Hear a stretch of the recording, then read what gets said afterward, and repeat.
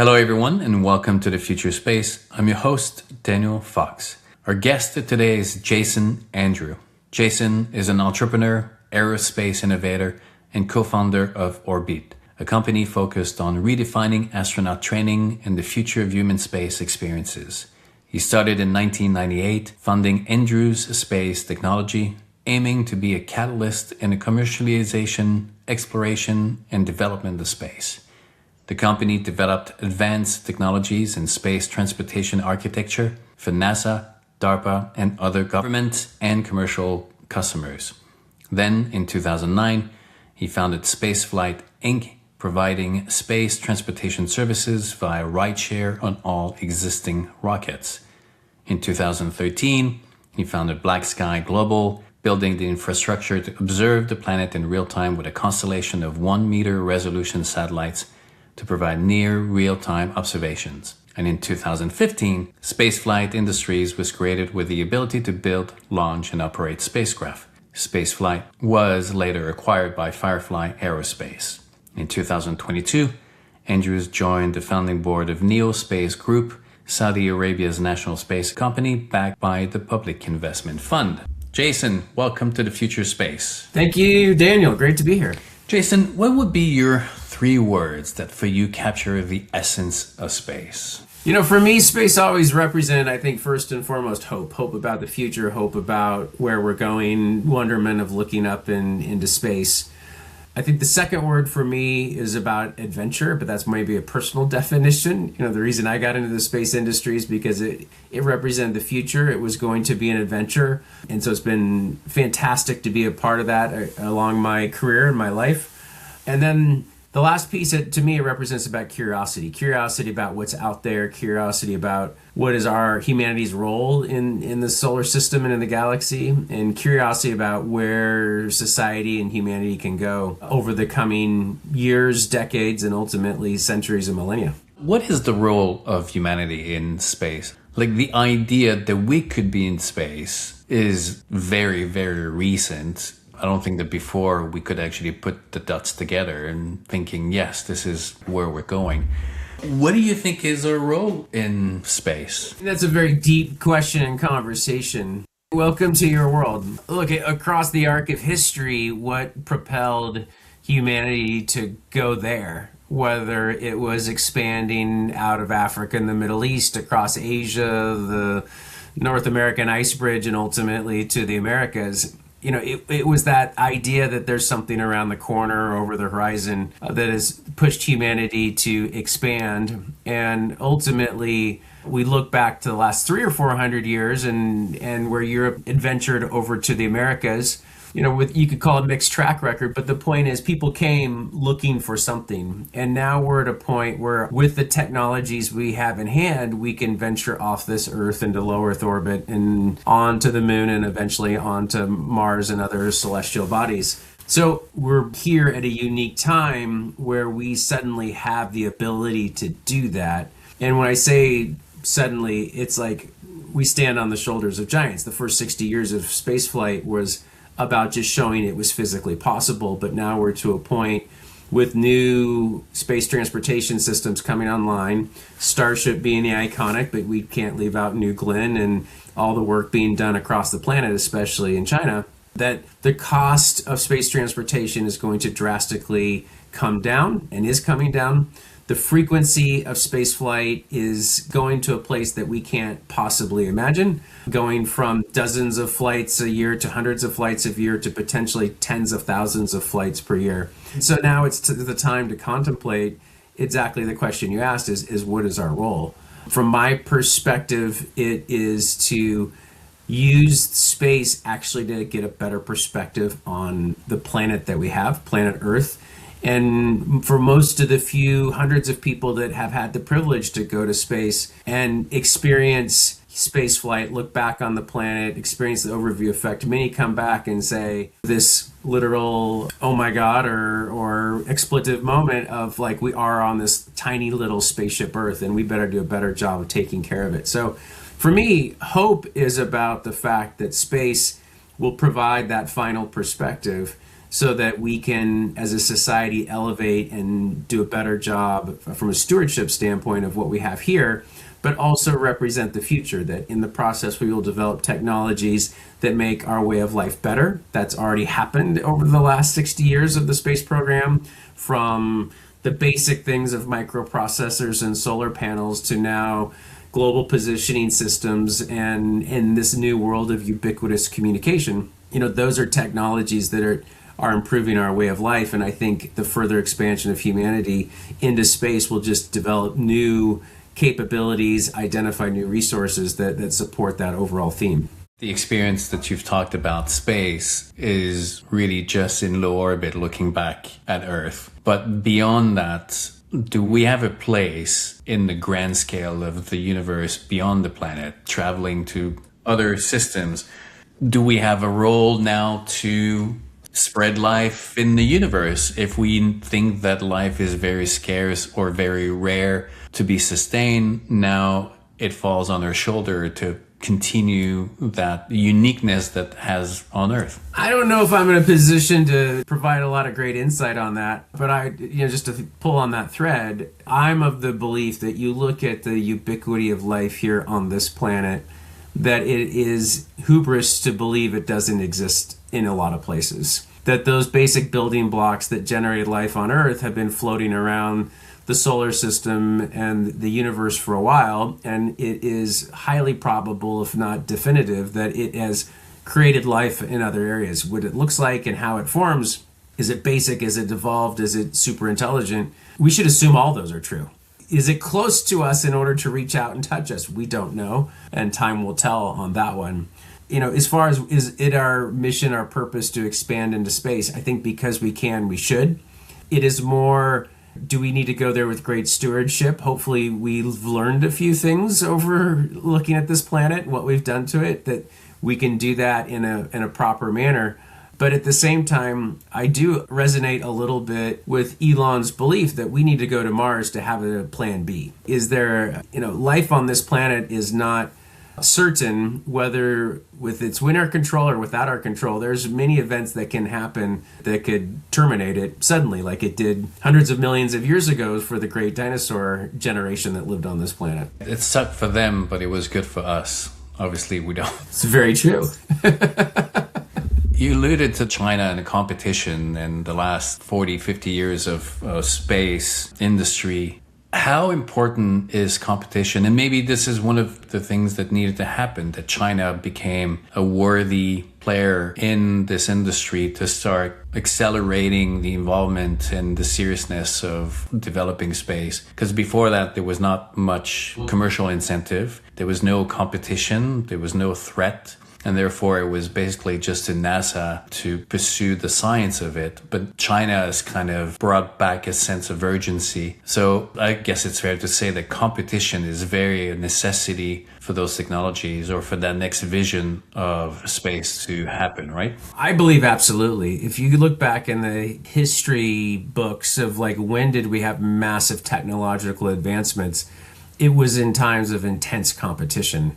You just look back at the last century, World War II, we went from basic airplanes to practically supersonic aircraft in the span of a couple of years because of those competitions. We developed the first rocket technology during World War II. We developed the first rocket-powered aircraft in World War II. And then when those times of peace, the competition slows down. If you look at the space race, we got to the moon because of the competition with Russia and the fact that we were behind and had to catch up.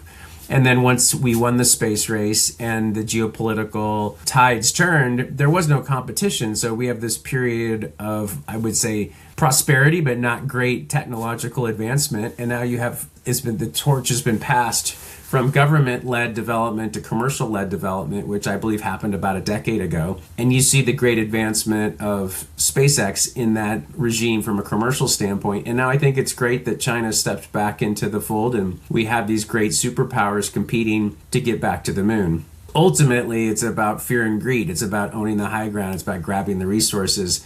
Those are humanity's not, motivating factors. In some cases, it takes us in bad directions, but it also propels us forward regardless. Not too sure if it's humanity or just nature. Nature is driven by resources. We've created a story around it, but ultimately we're just answering to the basic reality of growth of a species. And it's the same if you're a whale or an insect or a fungi or a plant, but the principle applies to everything. There are 2 points that I want to touch with you.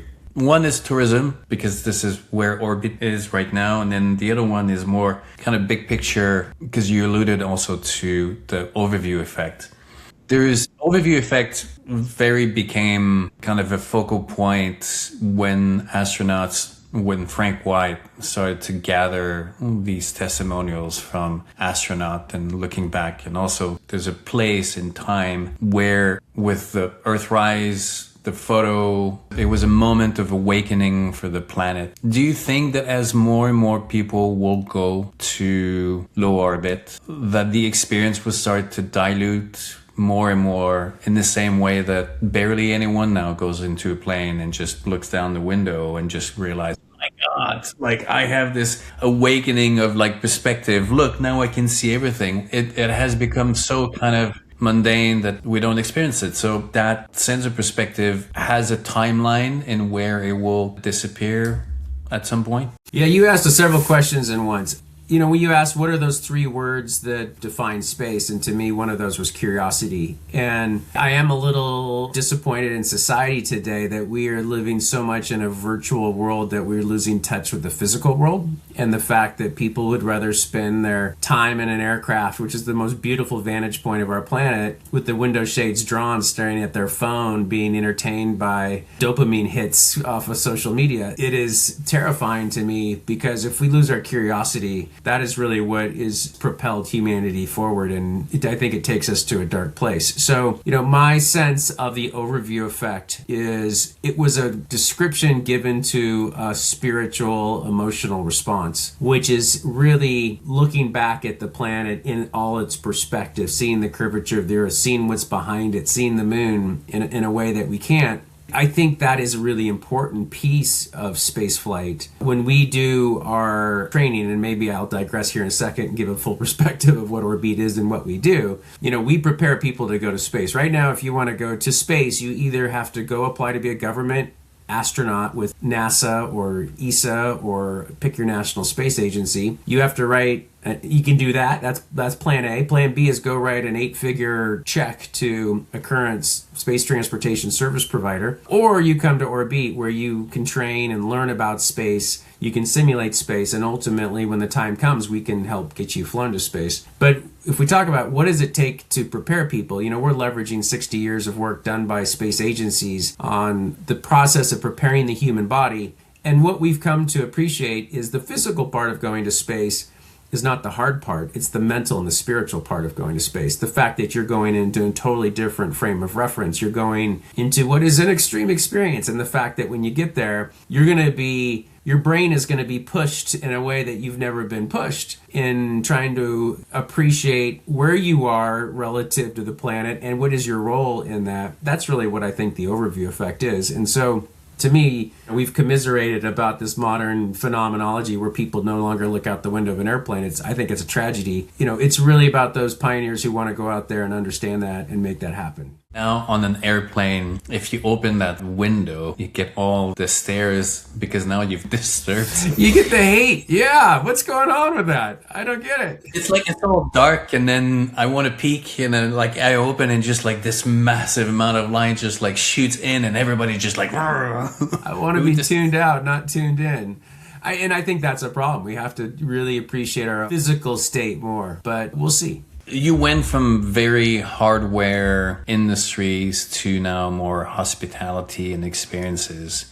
The tourism industry in space has experienced quite a dramatic transition or facing reality since 2021. There was kind of big uptick with space companies like Space Perspective, and then you had Blue Origin, Virgin Galactic, and then reality set in. Do you think there was a naive belief that tourism would be fueling the expansion of space, or now people are waking up to the understanding that maybe tourism might be one of the last players to come into the space development? Let's unpack that a little bit. Maybe start with the beginning of the question. You're right. I started a satellite company. Then we pivoted to small satellites. There was no way to launch them, so I started a launch company. And then I realized there was more money in selling services than selling hardware. So I started BlackSky, which is a geospatial services company. And we were fully vertically integrated. And so when I did that for 20 years and when I took a break, I was like, what's next? And to me, what's next was human spaceflight. This is 2019. As you pointed out, it was the eve of the first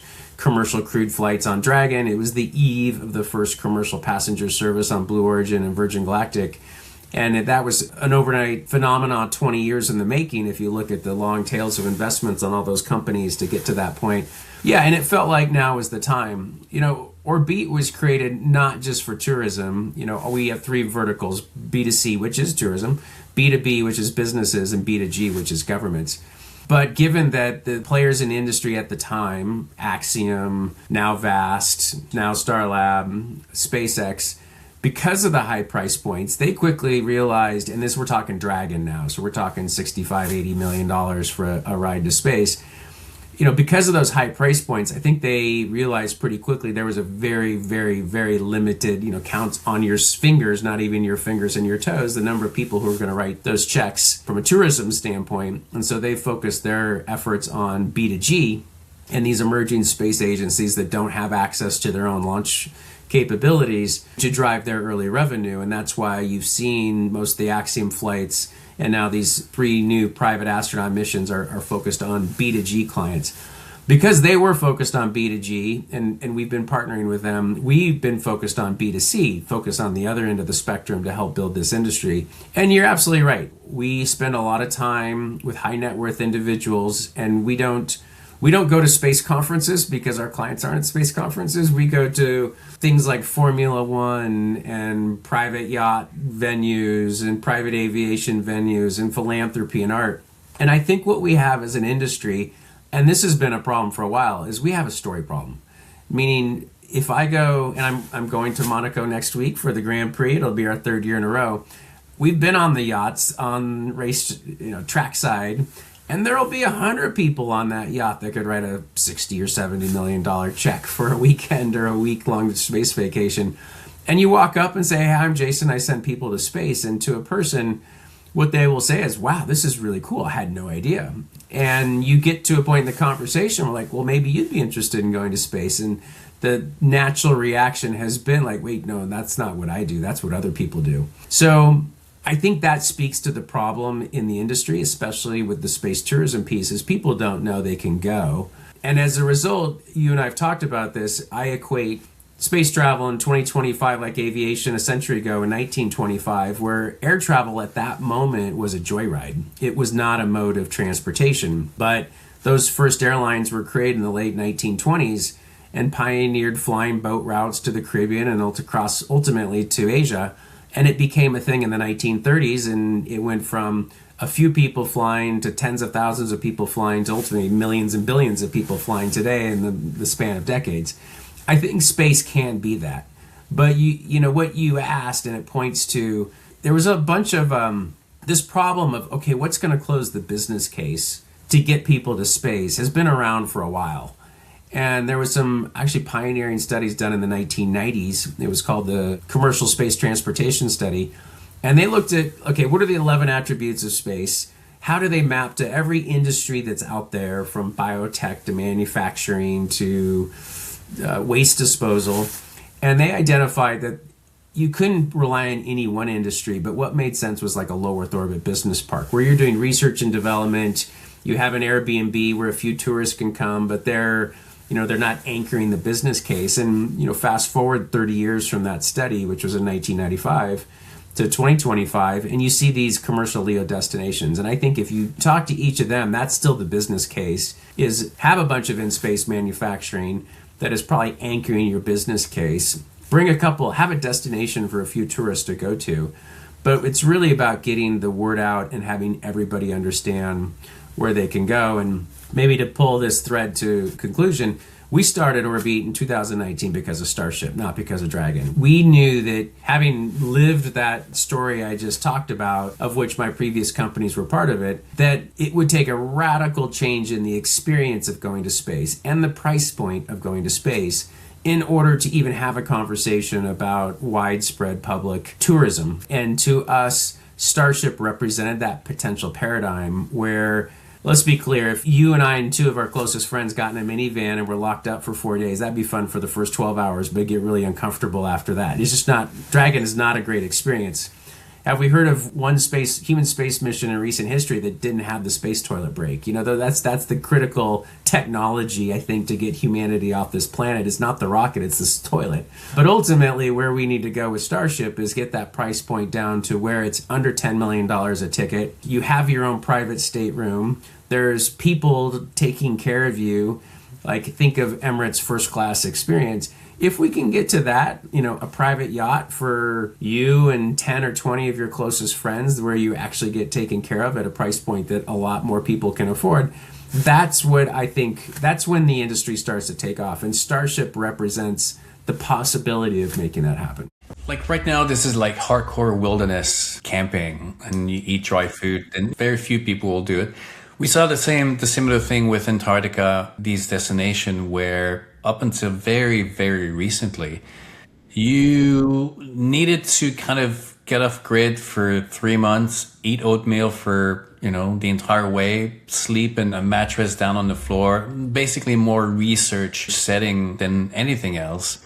And the hardcore people will want to do it, but most of the people will not want to do it. Now, you can literally fly to Buenos Aires, you take your flight to Ushuaia, you get on a ship, crossing of 2 days because now the ships are going faster, they can avoid the big systems.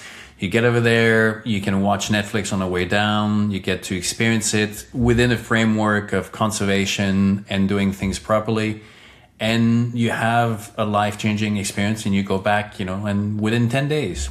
And now the increase of visits and tourism we can see it. But, you know, space, the human experience of space will have to change dramatically. Completely agree. Yep. You mentioned the space story, and this is so interesting. The story, when it comes to story, the environmental world had the same issue. I think every community has the same problem. They fall victim of believing that their own language can be applied everywhere and whatever story resonates to them will resonate to everyone, and it doesn't. As soon as you get out of that little siloed world, people just struggle in trying to connect the dots. You know, the environmental world created a story that was maybe creating urgency for the people who already resonated, but for the ones who did not, it was very off-putting. It was not inspiring. If you're going to keep telling that you're the cancer to the planet when people are trying to put food on the table, is not really inviting. And for the space, I can't remember if you and we've had a conversation on that, but I think that the two things of the space story that needs to change. We need to understand that it needs to go beyond just the technology, that the fact of having a phone connects you to space. That for 99% of the people, it's not life-changing to understand that I have a phone and it's connected to space, therefore I'm already part of it. The other one, and it's tied to a lot of the overview effect, is this esoteric experience of looking back and thinking that because we come from the same planet, then everybody should be holding hands and live happily ever after. If you talk to people dismissing how complex and divided the world is so that you can understand the effort that needs to be put in place so that people can come together. If you look back and you go and say, look, we're all coming from the same planet, everybody should be all in love. People don't recognize themselves into that. We struggle in coming together in our own family, in one home, right, with our siblings and our parents, and they're divided and we throw plates at each other. We need to understand those differences so that we can move forward. And I think that is one of the key issue of the space industry that keeps people at bay, is because it's extremely esoteric and extremely Star Trek-ish. And it needs to evolve from that to a more realistic, pragmatic story. I completely agree. The industry needs to explain the why. Why is space important to them? Why is space relevant to them? And it's a little bit of fear and greed. How is it, if there's ways to make money, I'm interested. If, right now, there's just a lot of, I think, fear that space is taking resources that should have been focused other places to solve problems on this planet. And we need to do a better job of how it is solving problems on this planet. I mean, you have this great program with William Shatner and Neil deGrasse Tyson, and William Shatner's been to space, and he had that profound moment that I know he's talked about when he went to space and realized it wasn't just a joyride, it was a lot more. And he's talked about how it has changed him. So I think we need more people having that experience that are communicators that can help tell that story and make it happen. He also falls victim into looking back and thinking that we've done awful things and that we're awful. And that he went up in his 90s and coming to terms with a lot of things going on. But you made a point of like these resources. We don't question those resources when it comes to other places that are more accepted, like entertainment. And one time I made a post about the amount of investment or money that was spent into space compared to the amount of money that was spent into sports and entertainment. Like it's nothing. It's literally kind of a pin drop into a massive ocean. And no one questions that because the story around that is we're comfortable with it. It's primal, it's tribal, it's uplifting. I've always been amused when it comes to selling something to someone. We understand so much the power stories and how colors can be manipulated, and the language and everything, right? But when it comes to actually trying to do things that are legislations or conservations and all that kind of stuff, we become the total opposite. We become all about the facts. We put up our science mode on, and then after that, we wonder why it's not working. We just need to go back to on this. It's a big marketing campaign. We need to create that marketing campaign and understanding what resonates to people so that they can connect with it. And we have to stop telling people that they're bad. They're just trying to figure things out. And I think that one of the things also that we have to recognize in the space industry is we need to figure out how to address the sense of abandonment from the population, that when you go to places, there's a legitimate feeling that others have, and you can't dismiss it. You have to address it. You have to say, I recognize that, so that you can have that conversation. Because if you keep telling people that they're stupid or they don't get it, then it just makes them go away and does not bring them to the table. Absolutely. I totally agree. When you do the training at Orbite, are these topics that you approach or you try to bring context with your guests? Absolutely. We get questions around the why of space. The common questions we get are also around, okay, how do we go to space without screwing it up? There's a sense that orbital debris with all these satellites going up is an unmanageable problem. There's a sense that, okay, going back to the lessons from history and the burden of maybe how we screwed everything up through exploration, expansion, how are we going to learn from that and not do it again? How are we going to go to the moon and not screw it up? How are we going to go to Mars and not screw it up? So, yeah, these are deep philosophical discussions that we get into, and these are important topics that the industry has to talk about. We have to be able to, like right now, the SpaceX IPO is shining a bright light on the space industry in a way that most people outside our industry, never really heard of space and didn't understand it was a thing, but suddenly the biggest IPO on the planet's a space company. Why? What's going to happen? What are the implications of that?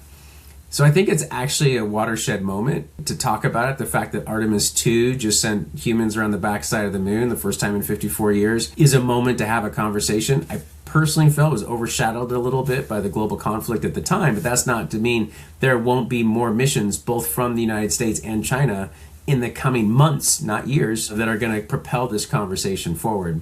So it's a watershed moment to have that conversation about what is humanity's role in space, how can we responsibly go forth and be successful as a species in space, and also bring benefits back to everybody here on Earth and solve some of our real world problems here.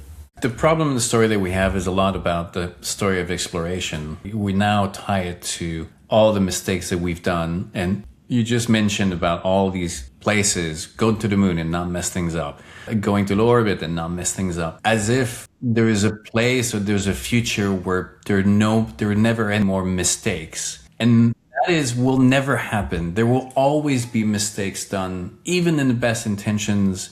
But like, even when you have kids, you try to raise your kids with the tools and skills to navigate the failures that they're going to have, because they will. And if you don't prepare them for these failures or for these mistakes, they will end up actually crashing at some point or the other. And the kids are always going to leave the nest wanting to correct the mistakes of the past, but they will do their own mistakes. So I think that when we try to create a future where there's never going to be any mistakes, we're not actually setting ourselves correctly to face these uncertainties or these moments where whatever worked today does not necessarily work tomorrow. And I think that is one big story that we at Future Space, we're tackling and really focusing on, because I think that is the root of a lot of the issues that we have moving forward. Is we're allergic to the future right now for a lot of people. Yeah, and it speaks to that curiosity and that hope. We've lost hope for the future in a lot of cases, and we have a lot of fear for it. But going back to what we're just talking about, I completely agree. You know, one thing that seems we're in short supply of these days is empathy. You know, we have to realize that in that moment, it was just a matter of survival and trying to get forward in any way possible, and that we were acting responsibly in that moment. We should have empathy for that. Now, with a long lens of history, it's easy to second guess. You know, I'll come up with an example. There's going to be a moment where in 10, 20 years, when we all are flying on fully reusable rockets, we're going to look back and go, God, why did we throw all those rockets away back in the day? Think of the pollution we created in the bottom of the ocean.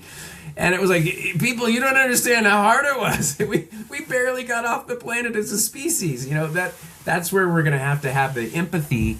And it's the same thing about why did we crash land all these things on the moon? Because we were just trying to get there. Yeah, but it's going to be an interesting conversation. At the same time, that doesn't mean we shouldn't learn from the past. And so as we walk forward, we should do that fully informed and be as responsible as possible, understanding we're also pushing the bounds of the art of the possible. We're making the impossible possible every day in the space industry. And we just have to have that perspective and find that balance. And it will be very imperfect, as you point out. The past is always easy to romanticize, and looking back, hindsight is always 20/20. And if you're looking with eyes 100 years later, you really wonder why people were doing such thing. But back in those days, like you learn about the history of Chicago and the problem that they had with the sewers.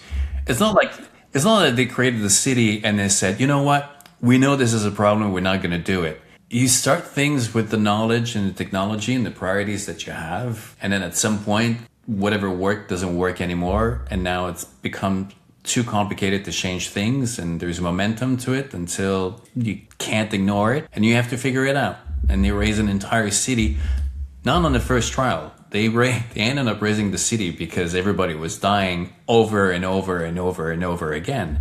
And medicine, there were days where they were using leeches and bleeding and stealing cadavers to study, and it's not because they woke up and said, we're going to do the stupidest thing possible to try to cure things. They were just basically trying what they thought could work.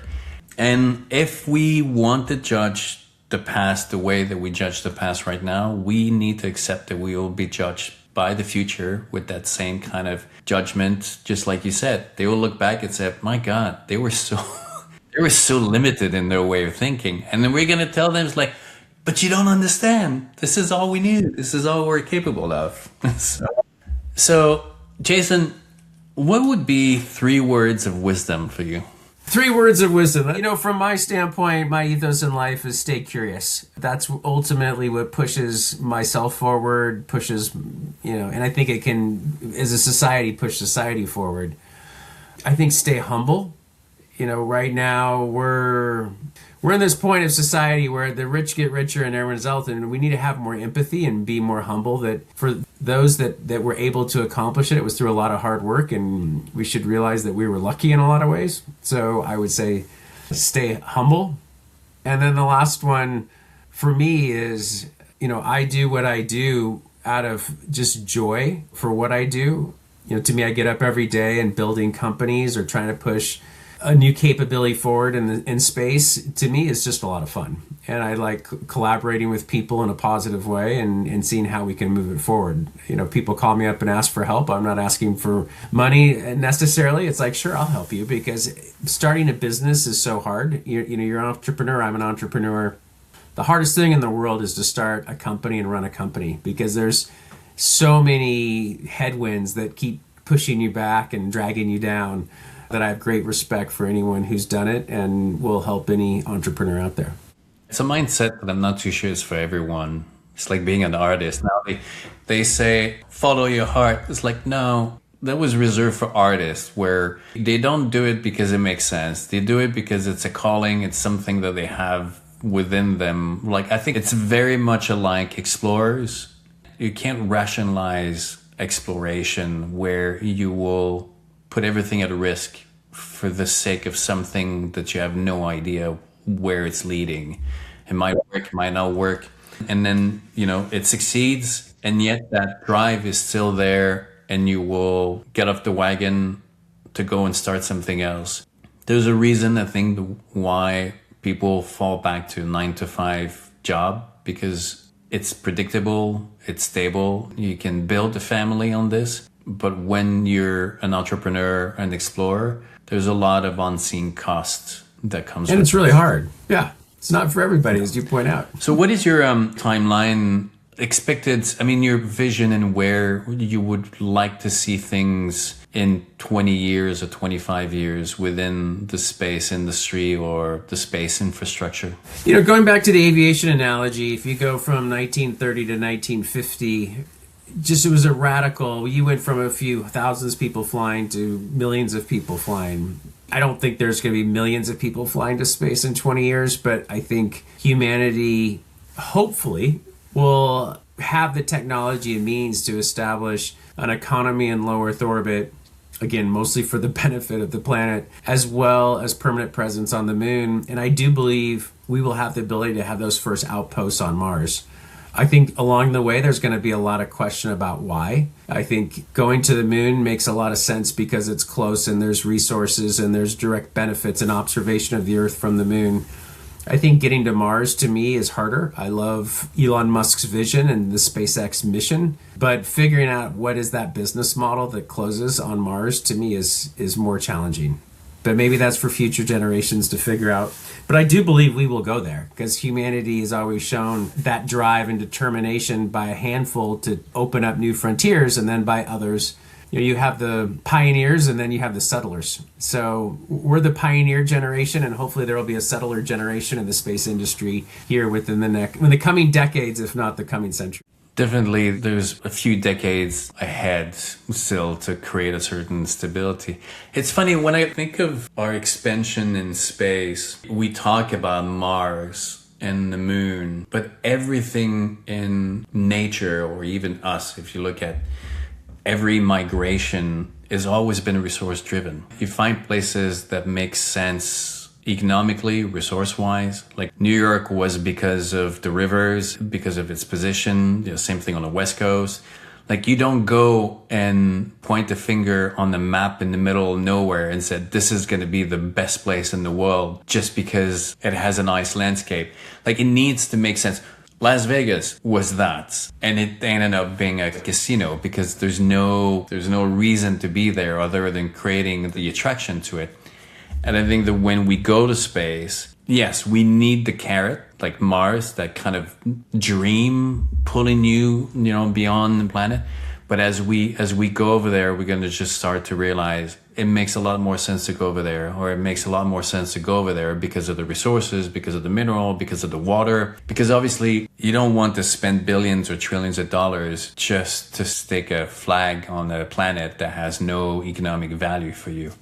So for me, the case is still to be written to see if this is going to make sense. The same way that North America was discovered, on the way to Asia. It was not the intended destination, and people started to realize it made a lot more sense to get the resources from this continent rather than try to kill yourself on the way to Asia on the way. So maybe not even moon. Maybe the moon is just going to be something, and there's going to be a base there, but it's not going to be the focus of investment.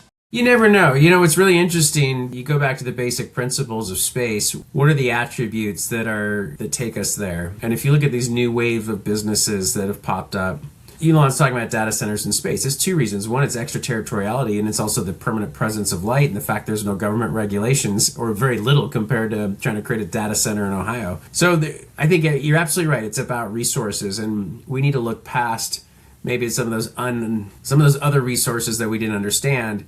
Las Vegas was created because it was in Nevada, which would provide a great regulatory framework to do all the things that you couldn't do in California.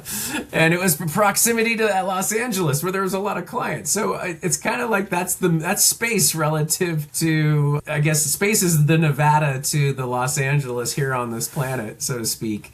There's a lot you can do up there with low resource cost. There's a company called Interloon here in the Pacific Northwest that's trying to go to the moon and harvest helium-3 because it's solar wind that gets deposited on the surface of the moon, and you can just pick it up where you can't really make it here on Earth. So there's things that are you're absolutely right. It's about resources. Some of those resources are regulatory, and it's going to drive some businesses, but does it drive a permanent human presence on the moon?